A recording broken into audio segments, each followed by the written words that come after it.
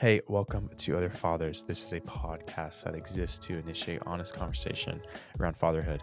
And for today's episode, I sat down with my good friend Antwan Brothers, and we talked about what it really means as a dad to say, I was wrong. And how do we as fathers own up to our mistakes? And it was really good hearing from Antwan on this, as he's somebody who is so genuine and humble and intentional with his family. And I'm hoping it is something that you can walk away from learning to be better about apologizing. So with that, let's get to the episode. Antwan Brothers.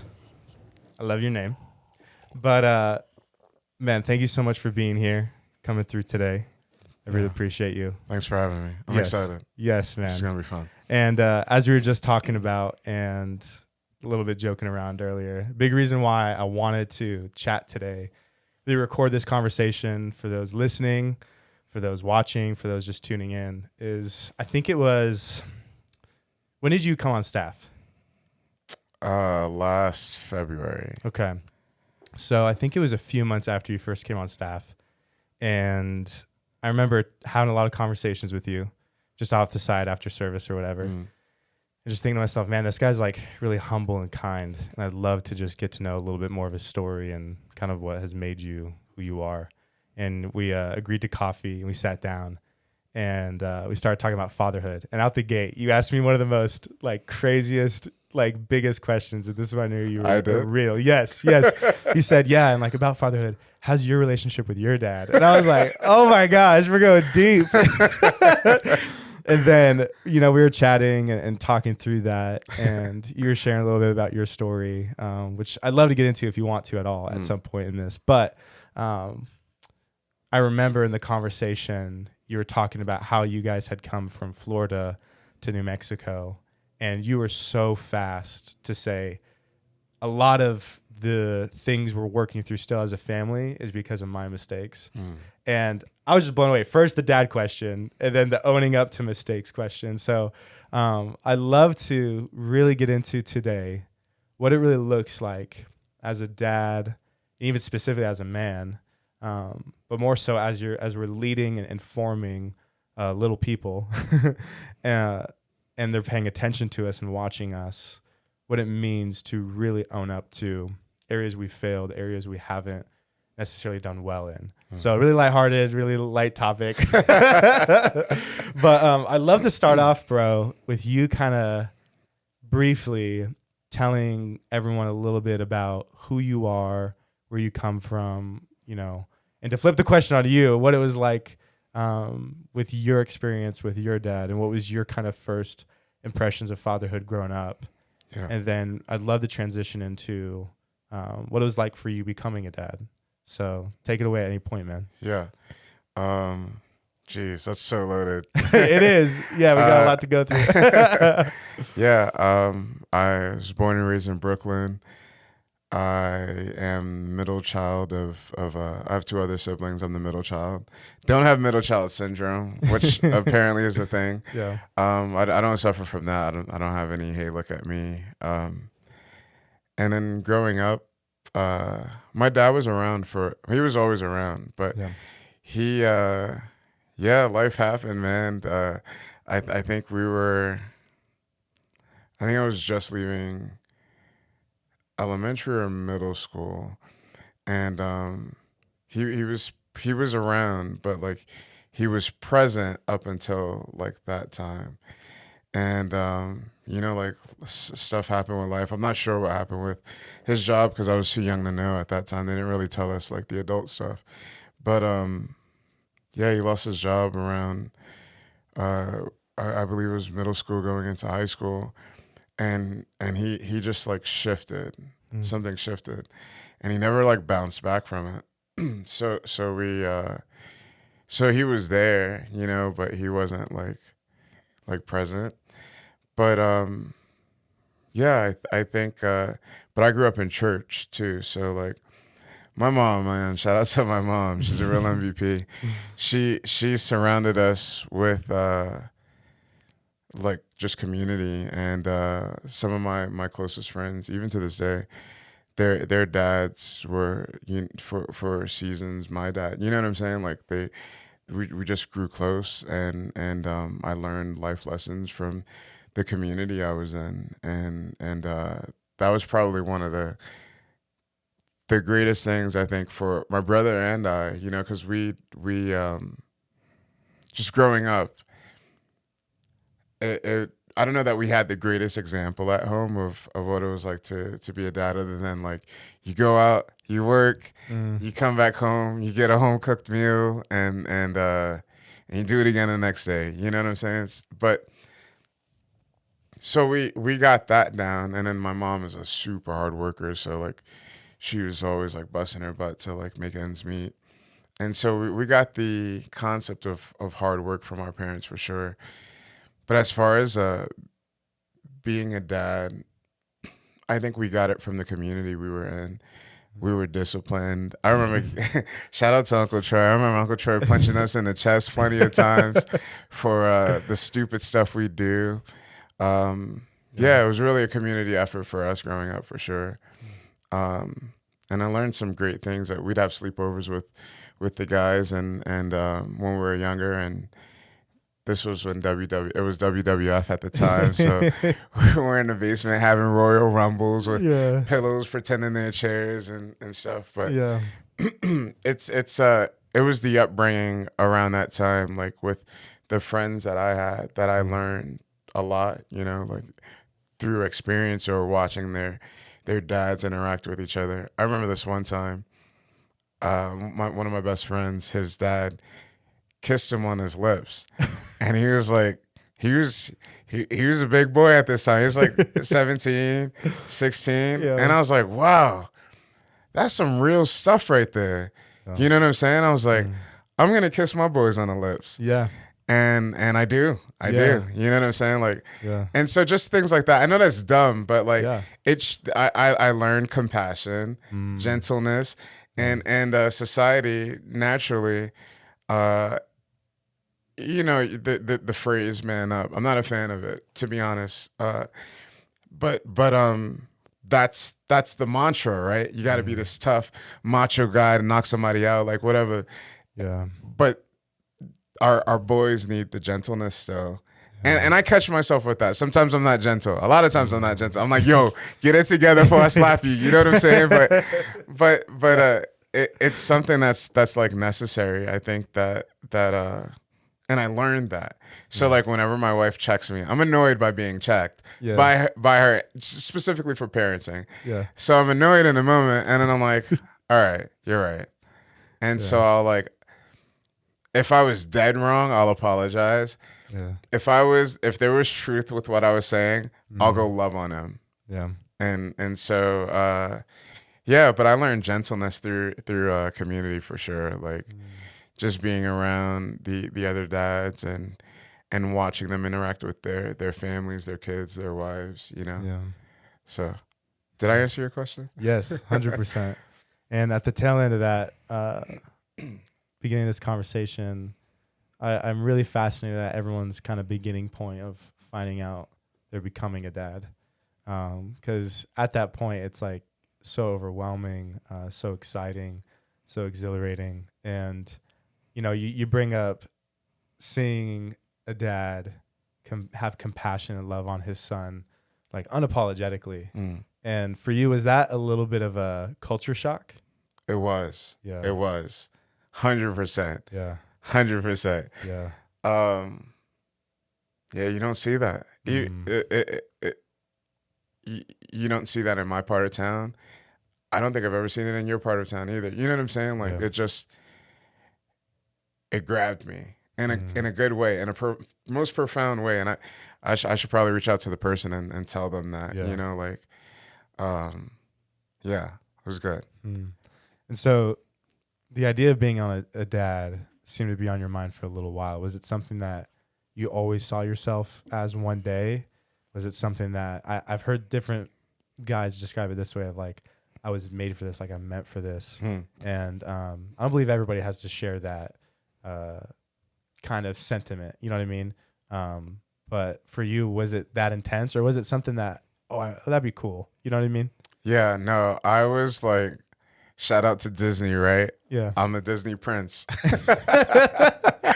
I always wanted to be a dad. Yeah. I always wanted to get married, have kids, and yeah, make my kids great, make them Yeah. better than me. Yeah. That's always been on my heart. The second Whitney and I got married, I'm like, all right, let's have these babies. Like, let's pop them out. And she was like, no, we need to wait a year. We're going to wait a year. And at the time, I was annoyed. I was thoroughly annoyed. Yeah. But I appreciated it too, because we got to spend that time, quality time together.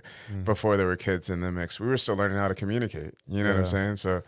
So, it was a good idea that we waited. Yeah, man. But yeah, no, I couldn't wait. I was like, oh, I'm married. Let's go. I'm having kids. Yeah. So upon finding out that you're going to be a dad to now your oldest, you were just excited. You're just like through the roof then. Yeah. Oh, I love that, bro. Yeah. I love that. Was there any kind of factor of intimidation though? Like, did you feel any kind of ounce of like, oh, there's a lot to still navigate through my own journey, my own life? How was your feeling and disposition at that point in time? Yeah.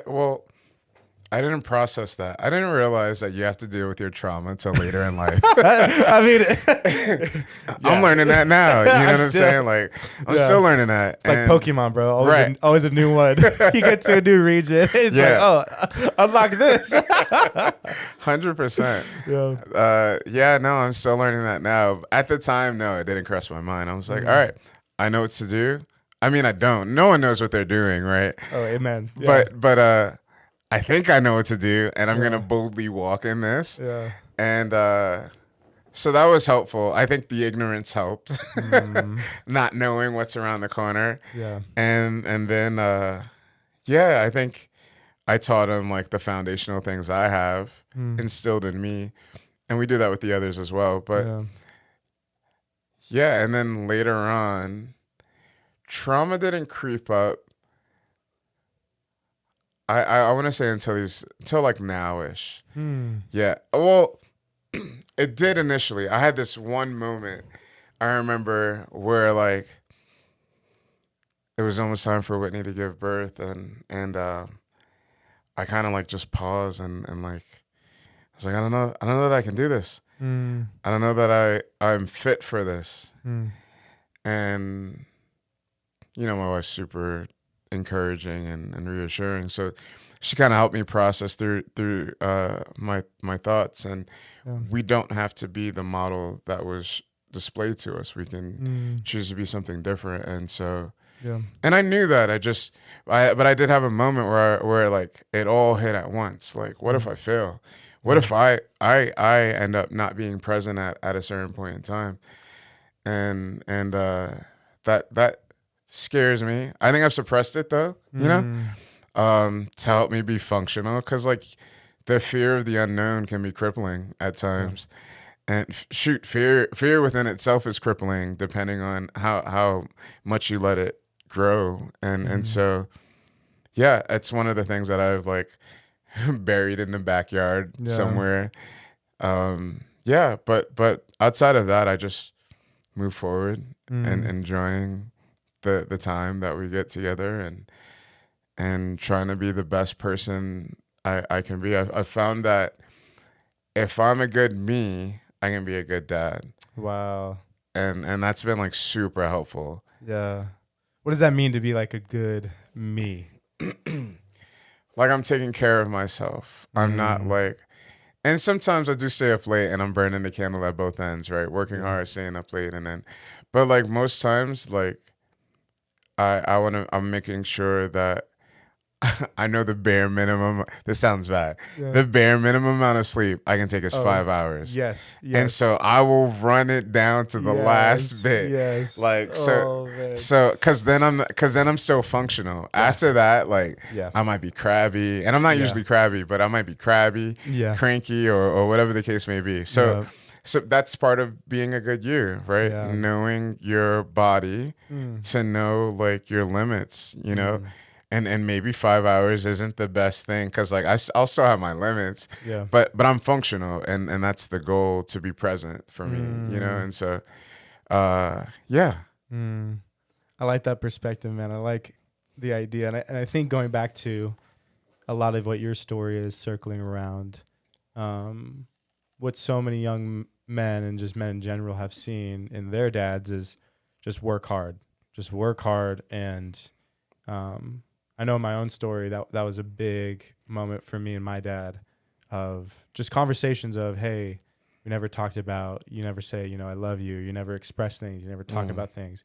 And then he just expressed the sentiment of like, I provide all these things for you, is that enough? And I wonder how much of your perspective and my perspective and so many of our perspectives as men and dads now is being shaped by seeing, men who just doing the best they can. Like, of course, like I think we can be really hard on our parents, but doing the best they can and just trying to provide, trying to make a living for everybody, but not. And I think we maybe saw on the side a little bit of that not taking care of themselves.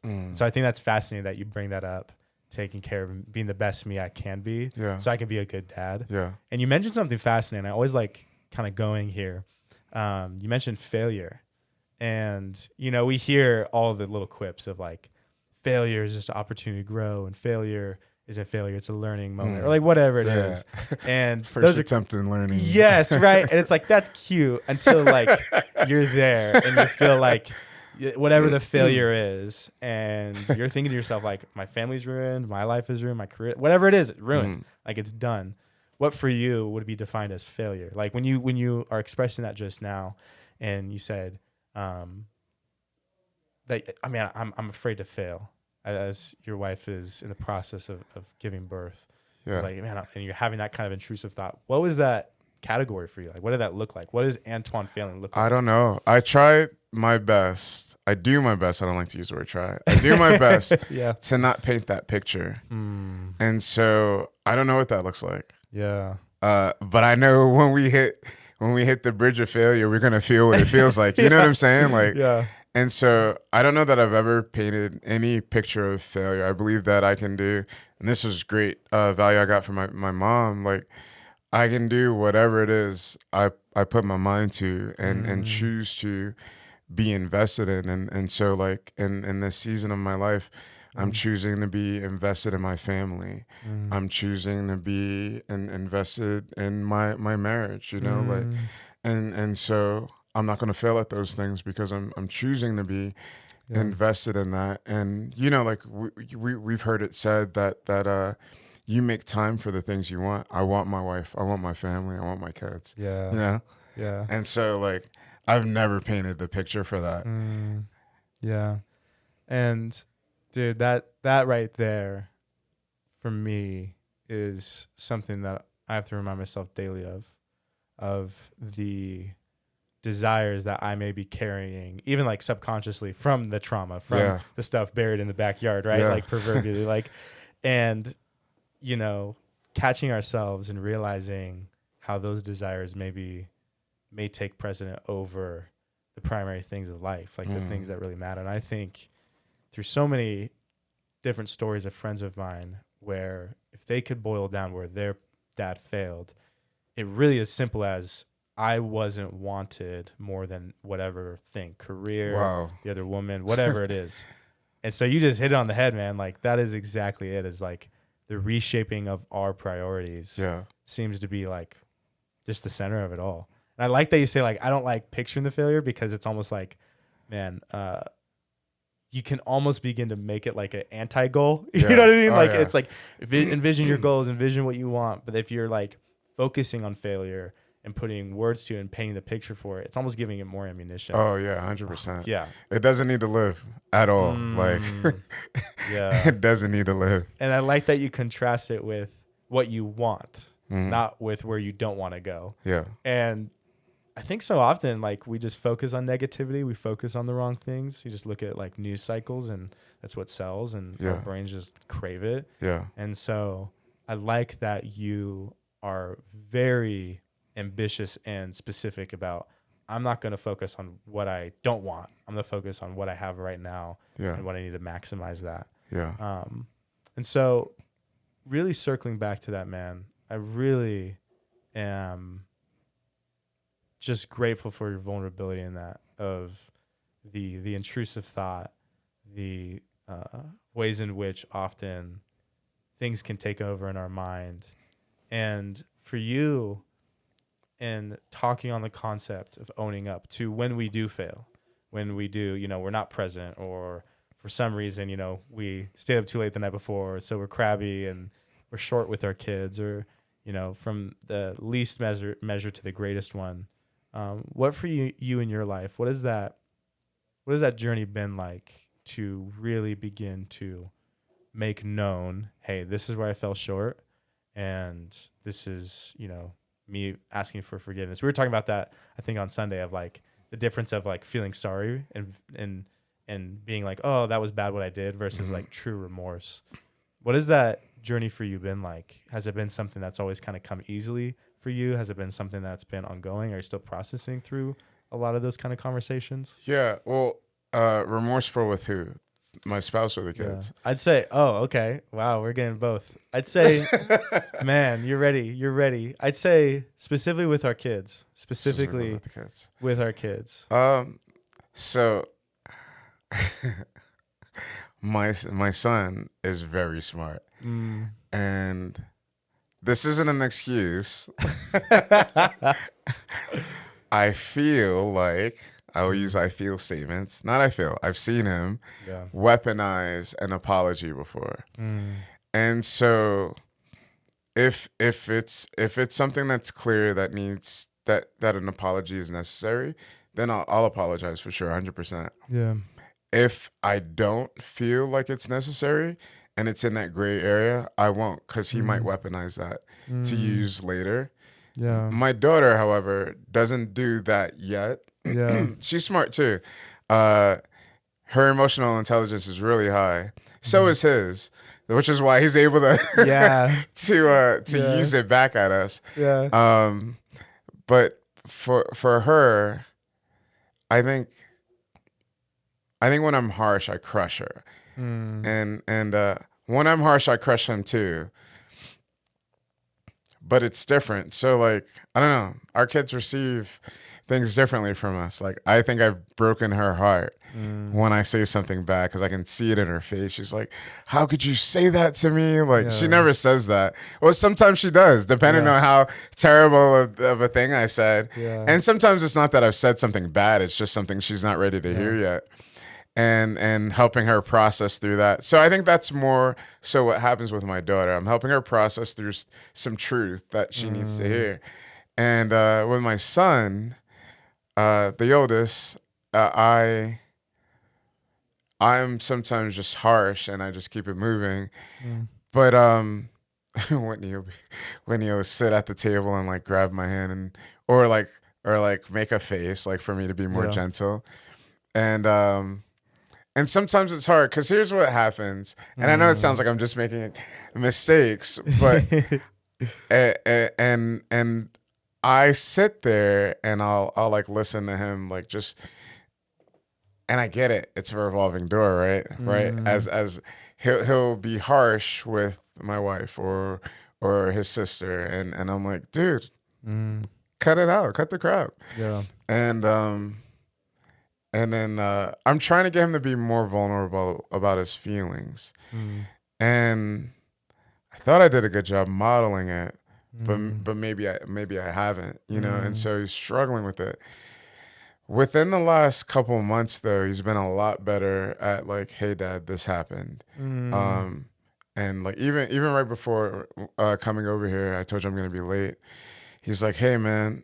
Excuse me. He said, I said, hey, what's going on? Why are you, he came outside without his coat, and my dad kicks in, right? Yeah. Dad mode kicks in. Yeah. Bro, I told you not to come outside without your coat on. 'Cause like, I don't usually get sick, but you guys get sick and then you give it to me. Yep. And I sing all the time. Like, this doesn't work for me. Yeah. Right. And so, so I'm scolding him about not having his coat, and then he turns and faces out the window. And I'm like, oh, crap. Was I not gentle? Like, you know what I'm saying? Like, Whitney's voice is playing in my head now. Yeah, echoing. Yeah. Gentle. And so I look, I'm like, hey, man, we've spoken about this. Why are you so upset? Why are you so distraught by the fact of me telling you got to put your coat on? Yeah. He's like, no, it's not that. And I was like, well, what happened? And he's like, the kid at school is bothering me again. Now that's huge for him, because what he used to do is he'd come home and he'd just be a jerk to everybody in the house. Yeah. Like he would nobody was off the list. Everybody would get that work from him. Get that verbal work from him. Get that verbal work. But today, and he's been doing it lately. I think we're approaching 2 months of him being like open about like what's happening through the course of the day, and not just it was good and then move on. Yeah. And so he told me what happened. He told me what was said. And so, just in that moment, those are the moments I love when he's telling me like what he's thinking, so I can know like what he's processing. Cause like, I don't know. I don't know if he's like, and I'm sure all of these are true too. I don't know if he's still angry from what happened in Maryland. I don't know if he's angry that we left Florida still. I don't know that he's still angry because like there was mistreatment along the way from outside people that were in the family. And so like I don't know like what's going on. You know what I'm saying? So like for him to communicate is huge, and I think it's huge for me too, because I was in rush mode, because I was already cutting it close with time. I was like, oh, let's just go. And then I was like, no, there's something wrong. Let's see what's going on. That's the being present, right? Like being able to see his whole body shifted, right? Really? And he was like staring out the window, like, and I was like, dang, something's wrong. Yeah. And so so we just chat, and then as we got out the car, I told him he matters, and I love him, and I squeezed him right before we walked in the door. And it was helpful for him for now. I'm sure it's not helpful that I left, but it was helpful for him to at least go to his next activity, which is for him to do his homework. Yeah. And excuse me. So I will apologize when it's necessary, for sure. I don't have a problem with apologizing, but yeah. And so our kids are gentle. We're gentleness is a fruit of the spirit. We're teaching that in our house. And so society's not, you know? And so we're just making sure I'm present to like read the body language to, and if it's like wrecking him that I haven't apologized, we'll unpack that together. Yeah. But most times, because he's so smart, he understands. He's like, okay, I did this. And then he moves on. Yeah. It seems like, and correct me if I'm wrong, but it seems like the key almost to having this relationship with your kids to where you can own up to your mistakes, and then you can have conversations about mistakes and apologies and making things right. It seems like communication, specifically like the reciprocation of it on also the child's end, seems like essential. Yeah. Because like you're just detailing to me like he shifted his body language and he was actually talking to me, and like I get this picture of like this, like those moments with our kids where it's like they finally open up about something, or they finally like share something, or really just anybody we love that maybe has been a little bit hard to crack on a topic, or is maybe closed off, usually like just like pearls, like just trying to like catch like these pearls like just falling through our hands, usually like, oh my gosh, like I'm just trying to hold on to this moment. Has that, and I know your son's getting older and developing more and more and more, and none of us have this figured out 100%, but I love your input on this. Has that level of communication always been there between you two, or has it been kind of tearing down a wall that's been up lately?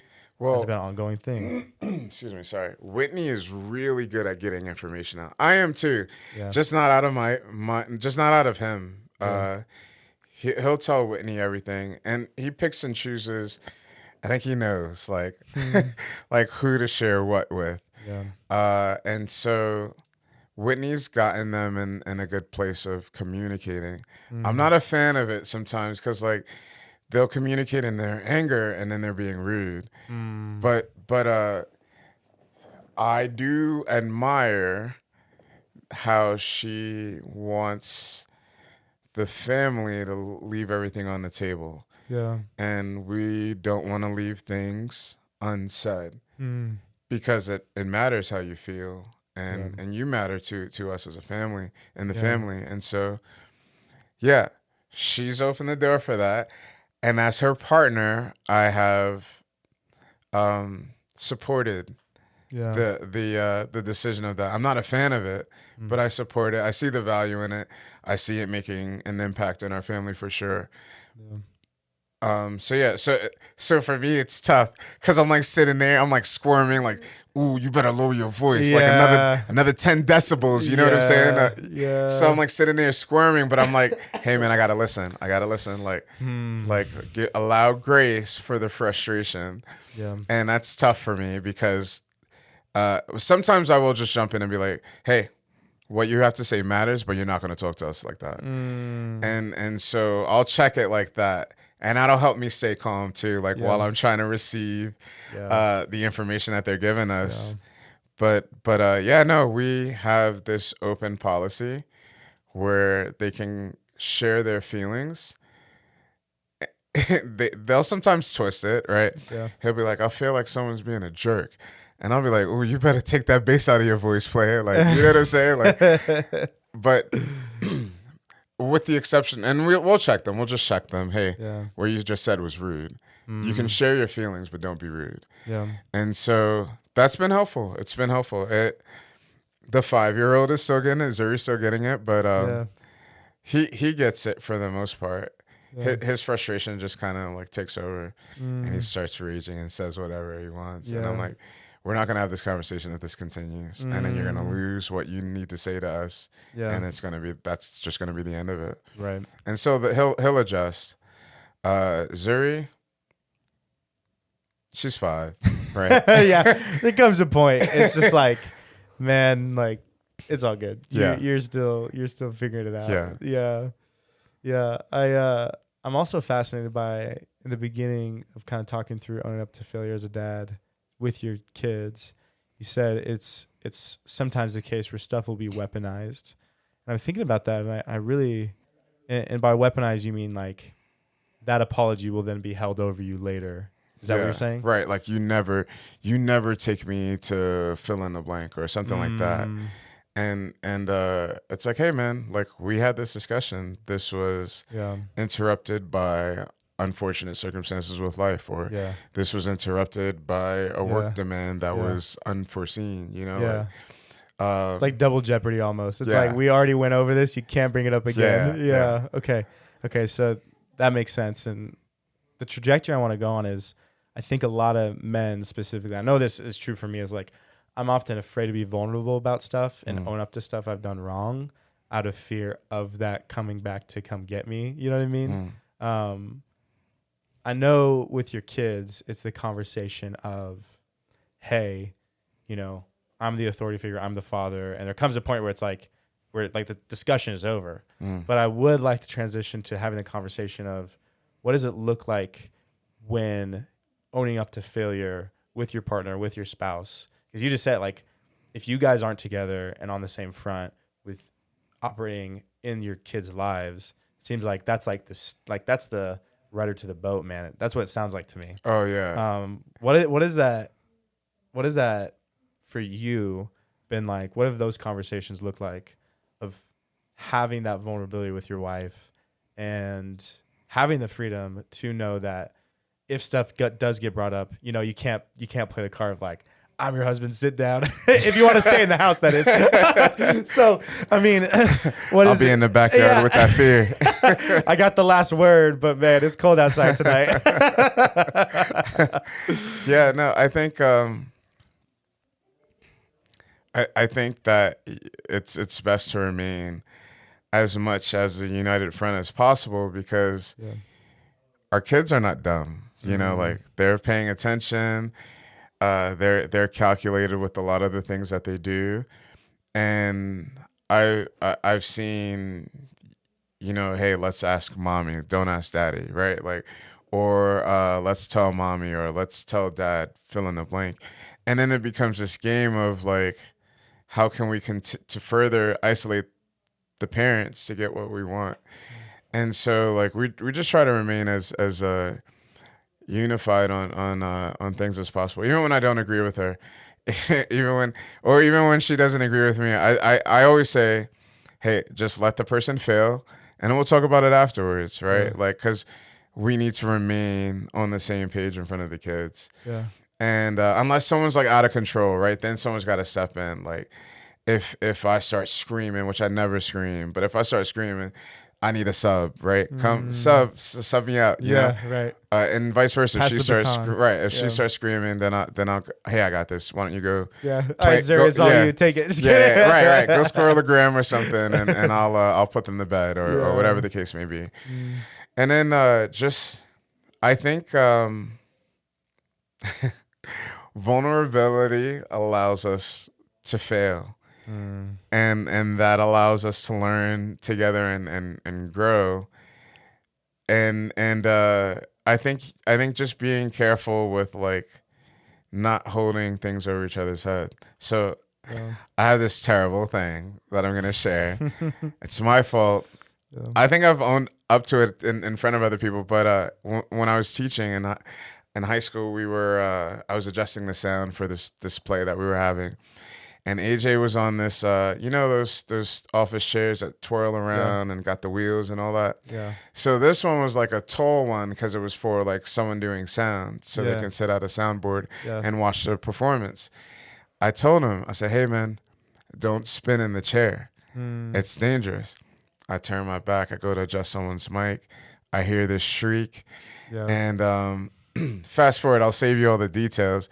AJ fractured his elbow, Oh man. and so like Whitney has never had anything crazy like that happen on her end. Yeah. And of course, it happens on my watch, and she's with the kids the bulk of the time. Yeah. But it happens on my watch, and she's never once made me feel bad about it. And I was like, okay, I get it. Yeah. You know, like, because my flesh would have been like, yo, you should have been keeping an eye on him. You know, like, Yeah. you should have been watching him. You should have held Yeah. him, like, blah, blah, blah. I think it was like 3 at the time or 4. So he was Yeah. young. Yeah. He he's was little. young. And so, like, I was like, dang, this is my fault. Yeah. And Yeah. I just kept apologizing to her when I was talking to her Yeah. about what happened, but she never made me feel bad about it. And I think that was the first like accident with our kids. Yeah. And I kind of just set the trajectory for like, hey man, we don't give each other crap if something bad happens. Cause like the only way I could have prevented that from happening is by him holding my hand and walking with me everywhere I was at in the balcony. Yeah. And I didn't even leave the area. It's not even like, I just took my eyes off of him. Yeah. And so that wasn't the first time. That wasn't the first thing. There was something before that. He was like, I think he was like 1, Yeah. right? You know how they start moving Yep. and they want to be Spider-Man, but Yep. not even know what Spider-Man is at this time. Yeah, I got no idea. And so I was tired, bro. And I don't know what he did, but AJ fell off the bed. Oh yeah. Oh, yeah. Yep. Yep. Yep. But he landed on all 4s like he was a cat or something. Dang, he is But- Spider-Man. I guess so. Yeah. But I think he scared himself, so he was crying. But he was fine. He was fine. I put him back on the bed. He was chilling again. And so I was like, dang, I gotta tell Whitney. And I told her about it. She didn't make me feel bad or anything. Like she's like, you should have been up and watching him, but like, you know, she moved on from it. Yep. And that kind of helped, like, cause like our kids are growing. It's not gonna be like a broken bone. That's the big deal, you know. Yeah. Like in a few years, you know, it could be something way worse. And so we just kind of, just being open and honest. When I'm not doing well mentally, I'll be like, hey, I'm having a tough day today, and so she'll step in and shoulder the load parenting, which she mostly does anyway. But and vice versa. I'm like, hey, are you okay? And she'll say, no, I'm having a tough day, and then I'll be like, hey, I got all this. You can just sit and relax, or whatever the case may be. I think open communication has helped us as a family, just like communicating our feelings, what we're processing, and the kids see that too, because like we'll have these, nothing crazy in front of them, but like just like, oh man, I'm having a tough day today, and that gives them language for when they're having a tough day. Yeah. Because like as a baby, you know, they just cry and scream. Like Joa wants something, he's just gonna scream and point. Yeah. But like as they get older and they're able to communicate, we are arming them with the tools to be able to efficiently communicate.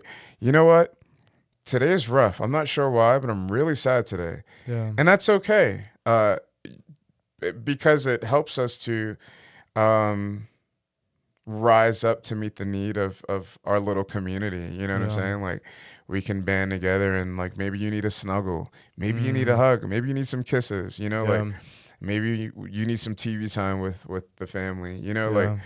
and so just paying attention to our feelings is Mm. another thing we do in front of them, not to help them. Yeah. But yeah, communication has been like, and staying on the same page has been the thing that helps for like the conversations when apologies are needed and all Mm. that other stuff, so we can move forward as a fam. Yeah, man.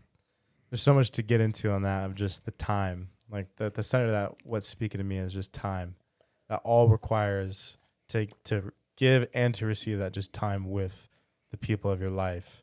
And going back to wants versus desires and the things you want and the ways you don't want to fail, it really boils down to just spending the like time with them, just being there. Because all of what you're describing to me and detailing right now, all that comes back to me is that you were there, that you just showed up for it, even when, you know, you had the bad days, even when things weren't ideal.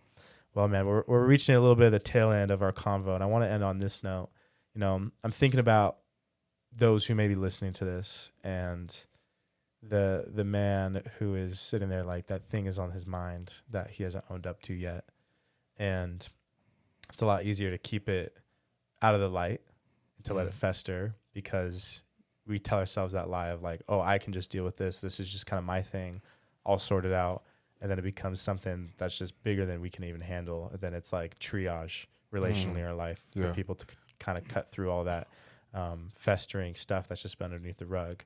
What would you maybe give some words of encouragement or advice to the one listening, either a young dad, an older dad, a dad in the middle of it, who needs to own up to something, who needs to start having those conversations, but is maybe afraid to?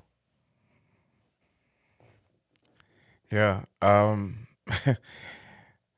going to oversimplify this. Good. And it's not meant to be oversimplified, but it really is that simple. I think you have to assess the cost, right? Like, what's worth it to you? Is continuing in the fear or the failure, allowing those things to torment you and make you even worse than you currently are, is that of value to you, or is health, healing, happiness, joy, like or does that matter? Like, and I think you need to pick which one you choose, because both are gonna happen, right?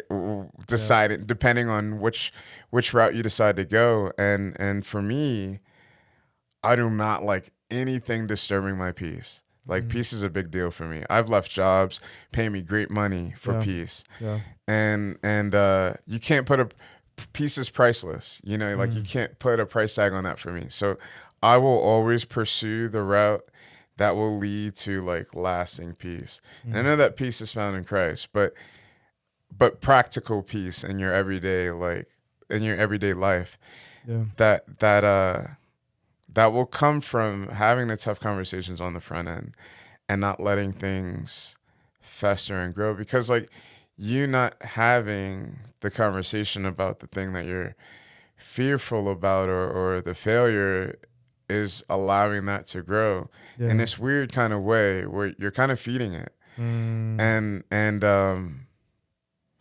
you don't have to. You can feed the other thing, which will make you happy and everybody else happier around you. Yeah. Because there's joy in the freedom of just not being bound by the things that trip you up or the things that hold you back. Yeah. And so I think choose the path that you want. I know it sounds simple and hey man, you're oversimplifying it. You don't know my story, but it really is that simple. Like, you just have to make a conscious effort to be like, you know what? Today I'm not going to fill in the blank anymore. Today I'm going to do this thing. Yeah. And I know a lot of people are super visual like Whitney is, right? So she'll paint the picture. Yeah. Don't paint the picture. Try not to paint the picture. Do your best to not paint the picture. Paint a picture of something else. Replace the thing that you don't want with the thing that you do want. Like you mentioned earlier, that's been really helpful for me to not like go backwards and again, you'll get people saying, "Oh, you just made it super simple," but it really is that simple. Like feed what you want. Like go after what you want. You don't want to live your life and fear and the hopes of failure and all this other nonsense. You want to thrive. You want to have fun. You want to be at peace with the things that you do. You want to enjoy life. Yeah. Dude, nothing exists in a vacuum, right? So it's like that's good. Everything we do and everything we entertain and just forms us and shapes us into who we're becoming, right? Yeah. And so I love that because I really do believe there's two paths. The paths of dwelling on something, the fear of being found out all the time, not really having those honest conversations, kind of living in like the witness protection program of our minds, Yeah. It's a scary place to be, bro, Yeah, no, for and, sure. and it doesn't give us peace. Yeah. And at the end of the day, no matter where somebody lines up on any kind of faith or non-faith or wherever they are, I think that's something everybody wants. Everybody wants to, at the end of the day, be able to lay their head on the pillow and go to sleep. Yeah. And just have that standard of, I am grateful for the decisions I made, even if I'm not proud of the person I am today. Like, I can go to sleep at night. Yeah. No, that's good. I mean, it's like, I wish I knew the statistic, but just the statistic of all the supplements people are buying to try to sleep at night, when it's like, how much of that as well is solved by owning up to some things maybe we haven't talked about yet. Wow. And that may be speaking too broadly. Like, you're getting really simple. I'm being just way too broad. Like, I'm painting right now with like a mop, but I think I've even seen that in my own story of things that I've held on to and then owning up to it at the end of the day with people I love who care about me, and them just kind of expressing like, hey, I don't know why I didn't talk about this sooner. Like, yeah, I'm grateful to have this conversation. Thank you for inviting me in. Yeah. Very rarely, like, unless it's like a pretty toxic, unhealthy dynamic that's already been existing, very rarely has it been like or working with kids who are still navigating through relational dynamics. Yeah. Like, very rarely is it this like brought up time and time again. Right. If it's with people you love, like they're gonna be grateful, I think. Oh at the yeah. day of that, The vulnerability allows, because it disarms you, right? Yeah. And once you're disarmed, you can go in rage mode, right? Use your fists, or you can figure out how to like come alongside this person and work with them, as opposed to fighting against them. Yeah. Because once you're vulnerable, you like, because like, I'll even watch it with people I'm having conversations with. They'll just be like, "Oh snap, you just said that," and it like drops something. It like drops this need for the facade, or just to, and it allows people to just keep it real. Just keep it real, man. Yeah. We don't have time for the nonsense. Yeah. And so like when you are vulnerable, you disarm the other person, and most healthy people will be like, "Hey, man, I am so sorry that you suffered that in silence. How can I come alongside you to help you in this journey? Or what can I do now to help you get to where you want to be?" Yeah. And I'm sorry that, and this is cool. I haven't had people tell me, because I'll just tell everybody what's going on. Yeah. But Whitney's had some conversations with her friends lately, and they were like, "Wow, I feel terrible that you didn't feel comfortable enough to tell me." Yeah. And I was like, dang, that points back to like, like the person, like, where you're like, man, what can I do to position myself strategically to be in a position to hear when someone's hurting. And but that vulnerability and being present are the things that like kind of help with facilitating conversations like that. The vulnerability and time given. Yeah. That's the key. Surprisingly, I think that's the key to owning up to failures. Like we wouldn't think that that would be, but everything from what you're talking about, even examples I've seen in my own life, the lives of others, like that rings true. You know what I mean? Yeah. Dude, I could keep going and keep touching on so many things with you. You're easy to talk to, man. And what a voice, right? Inside Thanks, joke. man. But Thanks. man, I think that's a perfect cap to this conversation. And so, Antwan, is there any closing remarks you want to share? Any way people want to keep up with you on any kind of platform you have? I know you're you may or may not. I don't know if this is true. Are you working on some kind of music independently right now? Yeah, I am. I am anticipating releasing some music. Okay. Probably summertime ish. Okay. Yeah. When work starts dying down a little bit. Yeah. Good luck, bro. We Good work luck. at the same place. We know. Is there any specific way people could keep up with that of what you're doing? Yeah, I'll probably post it to my page on IG. Okay. At Twan Tunes. I love it. Yeah. So good. All right, y'all. Well, that concludes our episode. Thanks for listening. We love you guys. Later. Love you guys. Hey, thank you so much for tuning in for today's episode. If you want to show your support for the show, please feel free to give a rating and a review. It helps the show out tremendously. If you want to go one step further, please share on your social media platforms. But with that, that's all we got. So we'll see you later.